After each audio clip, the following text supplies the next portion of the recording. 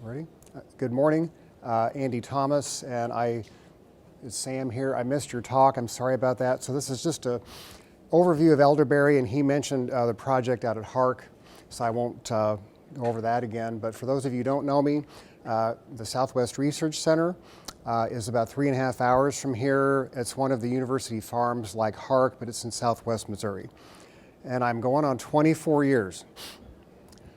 So it's just kind of an overview, kind of a hodgepodge, and some of these slides you may have seen before. So the Pocahontas quote cultivar I wanted just to mention. This is kind of a 2019 update. It's a selection, a wild selection that a gentleman named Rocky Starnes from Arkansas, from Pocahontas, Arkansas, gave us like 2014.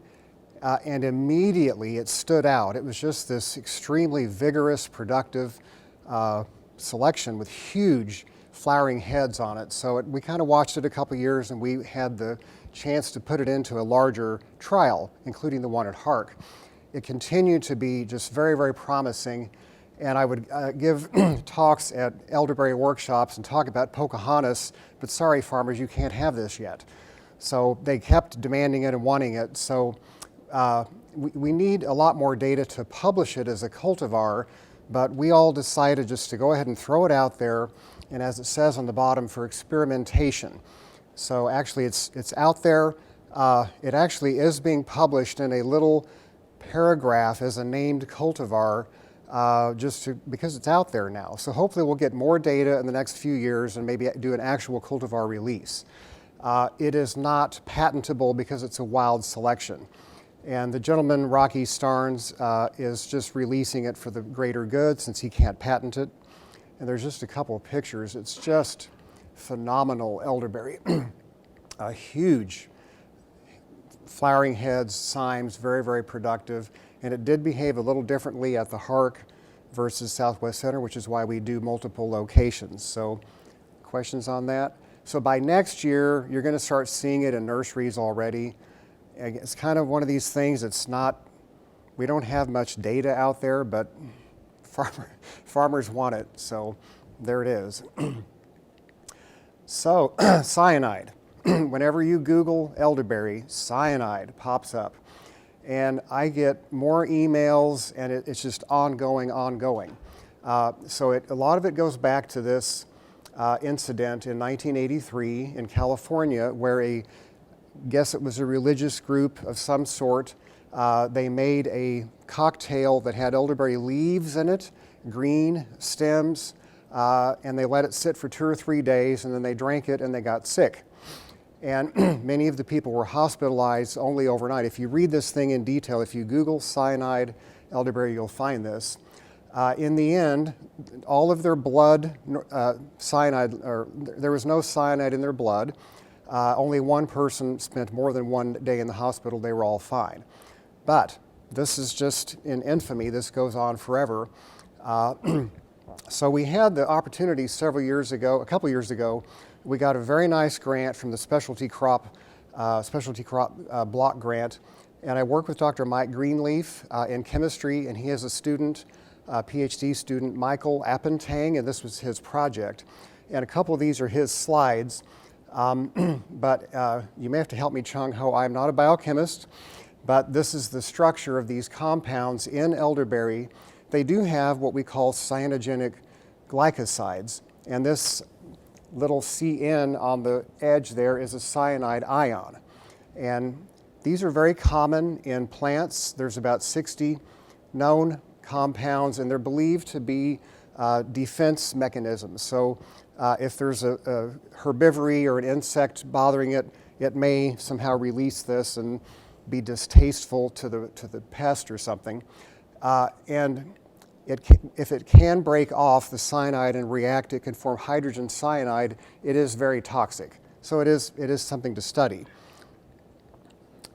So what we did, it's very interesting, there's 2 different methods of studying this. This picrate paper method is really cool. It's fairly inexpensive.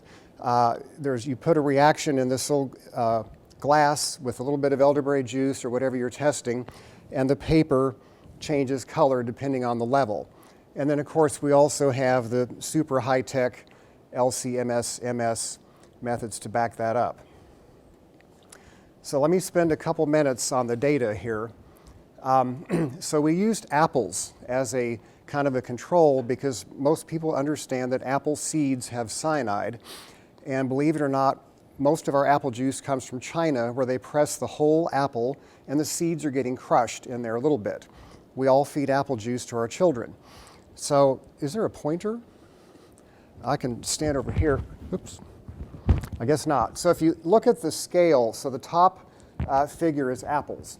So if you look at the scale on the left here, goes up to about 60. The seeds, this is a Granny Smith and Gala apple. The seeds, I believe it is canned juice and frozen juice. So you see the seeds are way up there.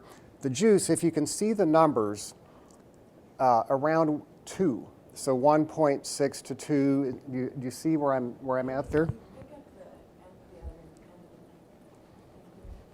Hold on to this, and then you can go wherever you want. There's a pointer, or on this thing? There's not a pointer, but you can walk to the screen. I see. Okay. All right. Very good. All right. So can you see the scale here? So 0 to 60. So this is the same compound. These are called cyanide equivalents. So look at the level here. Here we're at 60. Here we're only at 1. So this is 2 cultivars of elderberry, the seeds, the skin, the little green stems, and the juice. So we painstakingly took apart these berries. Look, even the highest here is the little green stems is about 1, which is half of this in commercial apple juice. So, and then furthermore, we took everything further apart: seeds, skin, stem, pulp, ripe berries, green berries, red berries. So here at the stems, this is more of a composite. We're at 3.5. Here the green berries are 2.5. The 2.5 is just barely above that. So really, compared to commercial apple juice, so what this is showing is the level in glycosides. It's insignificant. Are there questions about that? It's kind of, you can help me, Chung Ho. Is it good biochemistry? Go ahead. I have a question. So we're having this conversation about doing elderberry sampling, which is much higher. Are there numbers to She's asking about European elderberry, and there is more published information on European. I have one figure in just a second on that. So yes, they're a little higher. They're still not anywhere near apples. I have to really dig into it. So there's quite a bit of published on European elderberry. I think when this paper has not been published yet. I get 2 or 3 emails a month. Where's this paper? And we're waiting on this PhD student to finish it. So it really will be a great paper. So a little bit is this table 3 here. So a little bit more, and help me, Chung Ho, if I need this. So cyanide can't just, here's the cyanide. And this is a pretty stable, perfectly normal organic molecule. It's probably even has antioxidant activity. So it has to have 3 steps with enzymes in there to be able to cleave off the cyanide in order to release hydrogen cyanide. So it doesn't just happen really easily. So these called endogenous enzymes are present in the elderberry juice. And what this is showing, so this is the same scale here. These are stems and green berries that we did find some cyanide. So this is this is with enzyme and without. So without the enzyme, this was the maximum amount 3 that this is one of the cyanogenic glycosides could evolve cyanide. So we had to add more enzyme to get all of it to evolve off. So what that's even showing is that even if there's cyanogenic glycosides in there, there's not enough endogenous enzymes to even evolve off all of the cyanide. So is that clear? I don't know if that's clear or not. So it's pretty interesting to me. And then this is from European elderberry. This is just from the literature. Just a whole other thing that there's kind of conventional wisdom that if you cook or process elderberry juice, it magically reduces the cyanide. Well, it's not magic, it's true. So in cassava, which has very high cyanide levels all over the world, it's cooked and it's made very, very safe. So that's just from the literature showing that as at heat, thermal processing does reduce the whatever cyanide is in there. But we don't thermal process our American elderberry juice, right? Yes, I mean, Terry, it reaches a certain degree Fahrenheit for him to be able to sell it. I don't know, it's proprietary. If it's probably 200 Fahrenheit or whatever, so it may not be boiling, but it's pasteurized or whatever in most cases, I believe. That's for any juice, I think, for the health.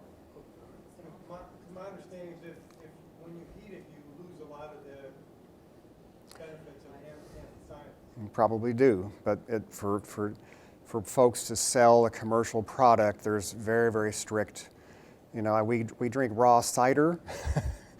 We get away with it somehow, but so most of their products are somehow thermally processed, as far as I know. So if you need to cut me off at any time, go ahead. But I just wanted to mention a couple things. Got a couple more minutes? So a little bit of background. In 2013, we had the International Elderberry Symposium right here in Columbia. And I looked on here and I see Dr. Gold, I think, right here. There's, is that you, I think? There's several familiar faces there. Chung Ho's probably in there. So it was an amazing event here, and we had people from all over the world, 11 countries. The two gentlemen on the right from Hungary came, and they are a part of one of the top 2 elderberry co-ops in Europe. And it's Patrick Byers and I had the chance in 2018 to go there for a visit. So we did, and we were there right in the peak of harvest. It was absolutely amazing. And they took us to their farms, and that's Patrick Byers there on the left. He's the extension person. And Botez is the name of their company, and the Hungarian word for elderberry is boce.